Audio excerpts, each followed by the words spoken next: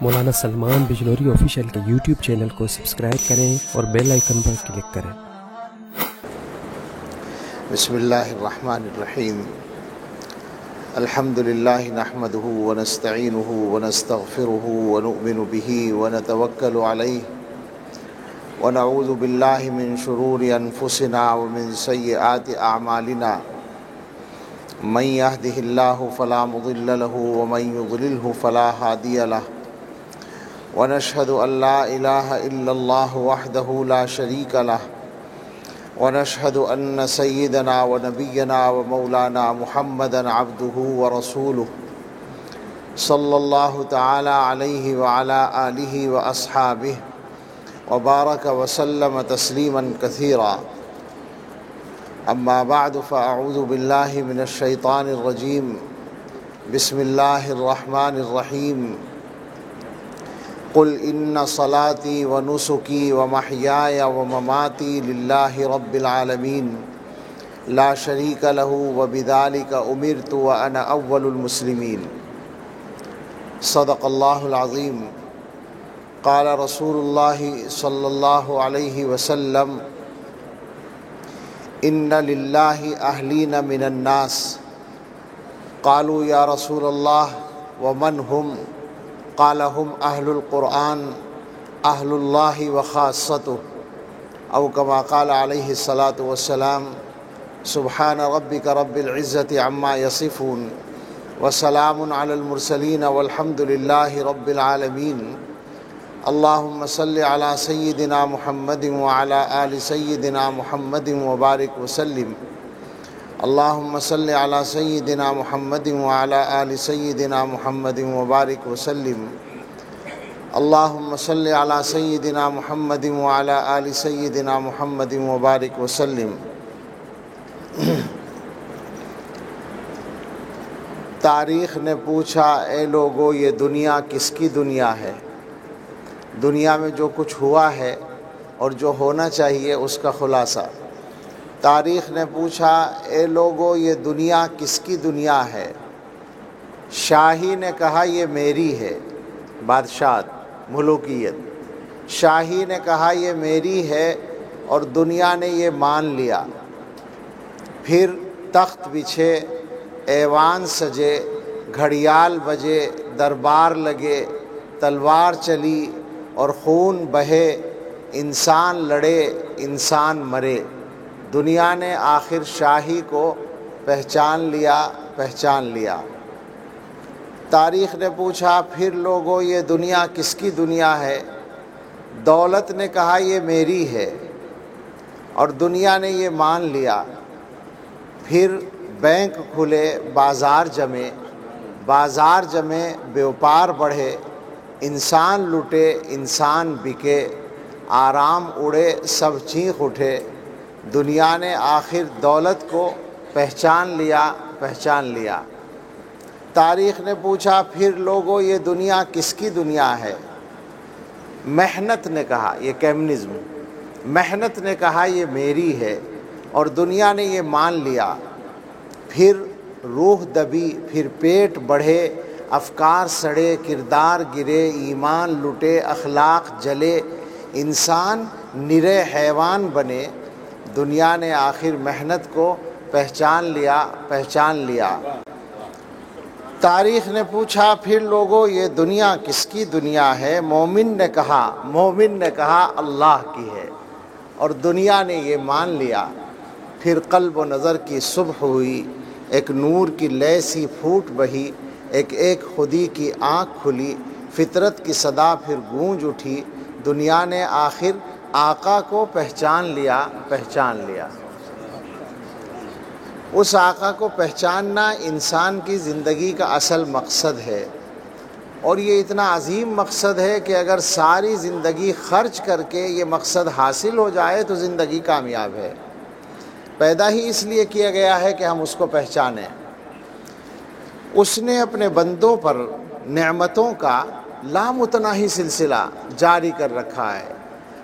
تمام بندوں کو اس کی نعمتیں ملتی ہیں، ہر قدم پر ملتی ہیں، ہر سانس میں ملتی ہیں، ہر جگہ میں ملتی ہیں، اس کی نعمتوں کے بغیر کوئی بندہ دنیا میں 1 منٹ زندہ نہیں رہ سکتا، مگر اس نے انسانوں کو ایک نعمت وہ عطا کی ہے جس کو اگر درجہ بندی میں نمبر 1 پر رکھا جائے تو 100% صحیح ہے، اور وہ نعمت ہے ایمان کی نعمت۔ ایمان اللہ تعالیٰ کی طرف سے بندوں کو ملنے والی سب سے بڑی نعمت ہے، اسی لیے اللہ نے دنیا میں سب سے پہلے انسان کو بھیجا تو نبی بنا کر بھیجا، ورنہ یہ ہو سکتا تھا کہ کچھ دن تک انسان ویسے ہی رہتے، کھاتے پیتے، دنیا کی ضرورتیں پوری کرتے، مگر اللہ تعالی نے پہلے ہی انسان حضرت آدم علیہ السلام کو نبوت دے کر بھیجا، اس لیے کہ انسانوں کی سب سے بڑی ضرورت ایمان تھی۔ ایمان اللہ تعالیٰ کی وہ نعمت ہے کہ انسان دنیا میں جیسی کیسی بھی زندگی گزار کے چلا جائے، اگر ایمان کو حفاظت کے ساتھ لے جانے میں کامیاب ہو گیا تو کامیابی مل ہی جائے گی، مسئلہ حل ہو ہی جائے گا۔ اور اگر ایمان میں سے محروم گیا ہے تو دنیا میں چاہے جتنے بڑے کارنامے انجام دے کر گیا ہو، اس کا وہاں کچھ اٹھنے والا نہیں ہے۔ قرآن کریم کی مشہور صورت ہے جو آپ جمعے کے دن عام طور سے سنتے ہوں گے، سورہ غاشیہ۔ اس میں اللہ تعالیٰ نے 2 قسم کے انسانوں کا ذکر کیا ہے، وجوہ یومئذ خاشعہ عاملۃ ناصبہ۔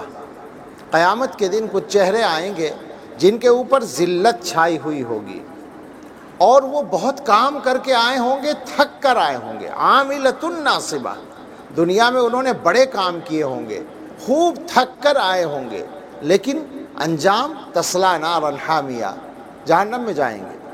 اور اس کے مقابل وجوہ یومئذ ناعمہ، کچھ چہرے آئیں گے جو تر و تازہ ہوں گے، خوش ہوں گے، لسعیہا راضیہ، اپنی محنت پر خوش ہوں گے، جو کچھ انہوں نے دنیا میں کیا ہوگا اس پر وہ راضی ہوں گے، مطمئن ہوں گے، اس لیے کہ اس کا نتیجہ ان کو وہاں ملنے والا ہوگا۔ یہ جو فرق ہوگا 2 قسم کے انسانوں کے درمیان، یہ فرق ایمان کا فرق ہوگا۔ اس لیے جن لوگوں کو اللہ تعالیٰ ایمان کی دولت عطا فرماتے ہیں، ان کی سب سے بڑی ذمہ داری، پہلی ذمہ داری تو یہ ہوتی ہے کہ وہ اپنے اور اپنے بچوں کی ایمان کی حفاظت کریں، اور دوسری ذمہ داری یہ ہوتی ہے کہ دوسروں تک اس امانت کو اور اس نعمت کو پہنچانے کے لیے کوشش کریں۔ ہمارے بزرگوں نے جو یہ مدرسوں کے سلسلے شروع کیے ہیں، ان سے دونوں کام ہوتے ہیں، بلکہ ان سے سب کام ہوتے ہیں۔ سارے دینی کاموں کی بنیاد انہی سے پڑتی ہے۔ ابھی ہمارے حضرت قاری صاحب دامت برکاتہم نے جو تفصیلات سنائیں، تو اللہ تعالیٰ قاری صاحب کو سلامت رکھے، میں سوچ رہا تھا، مجھے ایک شعر یاد آ رہا تھا کہ کوئی بزم ہو کوئی انجمن، یہ شعار اپنا قدیم ہے، جہاں روشنی کی کمی ملی وہیں ایک چراغ جلا دیا۔ ہمارے بزرگوں نے ہم لوگوں کے حوالے یہی کام کیا ہے، جہاں روشنی کی کمی ہو وہاں ایک چراغ جلا دیا جائے۔ یہ جو مدرسے ہیں دینی تعلیم کے، یہ چراغ ہیں گمراہی کے اندھیروں میں، خاص طور پر ایسے علاقے، بلکہ اب تو خاص طور پر کہنے کا موقع نہیں رہا، میں آپ سے سچ کہتا ہوں، وہ علاقے جو مسلمانوں کی کثرت کے علاقے ہیں، وہاں بھی اب صورتحال دنیا کے بدلتے ہوئے حالات میں ایسی ہو گئی ہے کہ ایمان کی حفاظت کے لیے مستقل محنتوں کی ضرورت پڑ رہی ہے۔ اس وقت جو صورتحال ہے وہ قرآن کریم میں اللہ تعالیٰ نے ایک بات یہ فرمائی ہے کہ دنیا میں شیطان کا کام کرنے والے شیطان کی برادری کے بھی ہوتے ہیں اور انسانوں کی برادری کے بھی ہوتے ہیں۔ وَكَذَلِكَ جَعَلْنَا لِكُلِّ نَبِيٍّ عَدُوًّا شَيَاطِينَ الْإِنسِ وَالْجِنِّ، ہم نے ہر نبی کے بہت سے دشمن بنائے ہیں جو شیاطین ہیں، انسانوں میں سے بھی اور جنات میں سے بھی۔ ایسا لگتا ہے کہ آج کل شیطان کی برادری کے شیاطین تو شاید چھٹی پر ہیں، ان کے حصے کا کام بھی انسانی برادری کے شیاطین نے سنبھال لیا ہے، پورے طور پر سرگرمی کے ساتھ وہ کام ہو رہا ہے۔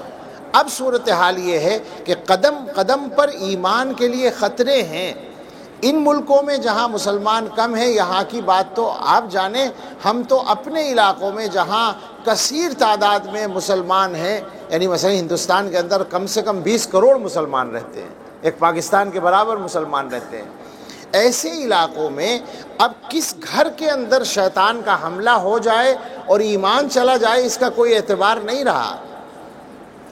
خصوصاً تعلیمی اداروں کی راہ سے الحاد آ رہا ہے، فرضی بات نہیں ہے، کوئی جذباتی بات نہیں ہے، نام بنام متعین طور پر معلوم ہے اس وقت میں۔ ایک تو ابتدائی اسکولوں کا نظام ہے انگریزوں کا، اس پر اگر کل یاد رہا تو تھوڑی سی بات کریں گے۔ وہ نظام ہندوستان میں جب مغلیہ سلطنت باقی تھی اس وقت سے چل رہا ہے، اور اس وقت اتنا اس کا جال پھیلا ہوا ہے۔ ہم اپنے ملک کی بات کرتے ہیں، ہندوستان جیسے ملک میں کوئی صوبہ، کسی صوبے کا کوئی ضلع اس سے خالی نہیں ہے، عام طور سے گاؤں گاؤں میں ان کے اسکول ہیں، وہاں ایمان ختم ہوتا ہے۔ ایک مرتبہ آگرے میں ایک مدرسہ ہے، وہاں ہم امتحان لینے کے لیے گئے تو وہاں کے ایک مقامی صاحب نے اپنے 2 بچوں سے ملاقات کرائی، جیسے یہ بیٹھے ہیں ایسے 2 بچے تھے۔ انہوں نے کہا کہ یہ دونوں بچے یہاں مدرسے میں حفظ کر رہے ہیں اور پچھلے سال تک یہ انگلش میڈیم اسکول میں پڑھتے تھے۔ تو میں نے کہا کہ یہ تو تعجب کی بات ہے، انگلش میڈیم اسکول سے اٹھ کے مدرسے میں آ گئے، کیسے ہوا؟ تو انہوں نے کہا کہ صرف ایک واقعہ ہوا اور اس سے میرا ذہن بدلا۔ یہ دونوں بچے وہاں پڑھ رہے تھے کئی سال سے۔ ایک دن میرے بیٹے نے آ کر بتایا کہ میری میڈم نے میری پٹائی کی، جب میرے بدن پہ چوٹ لگی تو میری زبان سے نکلا ہائے اللہ، جیسے مسلمان بچے کی زبان سے نکلتا ہے ہائے اللہ۔ تو جیسے ہی ہائے اللہ کہا تو میڈم نے اور مارا اور یہ کہا کہ اللہ کیوں کہتے ہو، گاڈ کیوں نہیں کہتے؟ تو میرے دل پہ چوٹ لگی کہ یہ لوگ تو میرے بچوں کے دلوں سے اللہ کا نام بھی مٹا رہے ہیں۔ لہٰذا میں نے اپنے بچوں کو اسی دن انگلش میڈیم اسکول سے اٹھا لیا، مدرسے میں داخل کر دیا۔ ایمان سلامت رہے گا تو سب کچھ ہو جائے گا، ایمان اگر چلا جائے گا تو سب کچھ ملنے کے بعد بھی کچھ نہیں بچے گا۔ یہ تو ابتدائی تعلیم کے اداروں کا مسئلہ ہے۔ اعلیٰ تعلیم میں صورتحال یہ ہے ہمارے یعنی ہندوستان جیسے ملک میں کہ جو اعلیٰ تعلیم کی جو معیاری یونیورسٹیاں ہیں جن کا معیار تعلیم مسلم ہے، ان میں پڑھانے والے اونچے درجوں میں ڈگری والے درجوں میں جا کر جو پڑھانے والے پروفیسر ہیں 60-70% کم سے کم ملحد ہیں۔ ان کا بیک گراؤنڈ مسلم بھی ہے، بعض کا عیسائی بھی ہے، ہندو بھی ہیں، لیکن اب وہ اپنے تمام مذہبوں سے بیزار ہیں، اب وہ ملحد ہیں، وہ منکر خدا ہیں، منکر مذہب ہیں، اور ان کا اثر ان کے اسٹوڈنٹس پر پہنچ رہا ہے۔ متعین طور پر ہم سے رابطہ کیا بعض لوگوں نے تو ہمیں پتہ چلا کہ وہ ملحد بن گئے ہیں، مسلمان تھے، وہاں پڑھنے کی نحوست سے وہ ملحد ہو گئے۔ تو ایمان کے لیے خطرے قدم قدم پر اس وقت کھڑے ہوئے ہیں۔ اس لیے ہم سب کی یہ ذمہ داری ہے، مشترک ذمہ داری ہے کہ ہم ایمان کی حفاظت کے لیے محنت کریں۔ یہ مدرسے قرآن پڑھاتے ہیں، قرآن مسلمانوں کے دین کی حفاظت کا کام کرتا ہے، اور قرآن پڑھ کر انسان کو سب سے بڑی جو چیز حاصل ہوتی ہے وہ اللہ تعالیٰ کا قرب ہے۔ حدیث میں ہے، میں نے ابھی حدیث پڑھی ہے، رسول اکرم صلی اللہ تعالیٰ علیہ وسلم نے قرآن کی فضیلت کو جانے کس کس طرح سے بیان فرمایا ہے۔ اس حدیث میں ایک الگ سا انداز ہے۔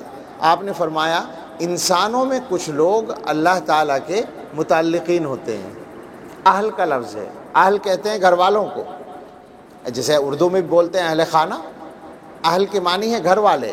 اللہ تعالیٰ کے تو گھر والے کوئی نہیں ہے، متخذ صاحبۃ ولا ولدا، اللہ تعالیٰ نے نہ اپنے لیے اولاد بنائی نہ بیوی بنائی، لیکن جس طرح سے کسی انسان کے سب سے قریبی لوگ اس کے گھر والے ہوتے ہیں، حضور یہ لفظ استعمال کر کے بتانا چاہتے ہیں کہ کچھ انسان اللہ تعالیٰ کے اتنے ہی قریبی ہوتے ہیں۔ صحابہ نے پوچھا کون ہوتے ہیں؟ آپ نے فرمایا وہ قرآن والے ہوتے ہیں۔ قرآن والے اللہ تعالیٰ کے قریبی ہیں اور اللہ تعالیٰ کے خواص ہیں۔ سوچیں ذرا کتنی عظیم بات ہو گئی۔ دنیا کے اندر ہم لوگ دنیا کے بڑوں کا قرب تلاش کرتے ہیں اور اس کے لیے محنتیں کرتے ہیں، خاص طور سے سیاسی لوگوں کے سلسلے میں عام لوگوں کا جو مزاج ہوتا ہے، میں اپنے یہاں کہتا ہوں کہ عام آدمی یہ سوچتا ہے کہ کوئی لیڈر اگر ہمارے علاقے میں آ گیا، اس کا قرب اگر اتنا ہی مل جائے کہ ایک بار اخبار میں فوٹو اس کے ساتھ چھپ جائے، اس کے فوٹو میں کہیں پیچھے کھڑے ہو کر چہرہ دکھانے کا ہی موقع مل جائے، تو آدمی اپنے لیے فخر محسوس کرتا ہے۔ یہ دنیا کے ایک معمولی انسان کے ساتھ ہمارا معاملہ ہے، جس کی بڑائی شاید ہم لوگوں کی برکت سے قائم ہے، ہم ہی نے اس کو بڑا بنایا، لیڈر بنایا ہے، لیکن وہ جو سارے بڑوں کا بڑا ہے، وہ جو احکم الحاکمین ہے، جس کی عظمت اپنی ذاتی عظمت ہے، جس کے سامنے کسی کی کوئی عظمت نہیں ہے، جس کا قرب تمام سعادتوں کی بنیاد ہے، اس کا قرب حاصل ہوتا ہے قرآن سے۔ ایک حدیث میں آپ نے فرمایا اشراف امتی حملۃ القرآن و اصحاب اللیل، عجیب حدیث ہے، میری امت کے اشراف۔ ہمارے یہاں تقسیم میں نے جب یہ پہلی بار یہ حدیث پڑھی تو مجھے ایسا محسوس ہوا کہ رسول اللہ صلی اللہ علیہ وسلم ہمارے اس مزاج پر نقد فرما رہے ہیں، نکیر فرما رہے ہیں، جو ہم نے طبقوں میں امت کو تقسیم کر کے کیا ہے۔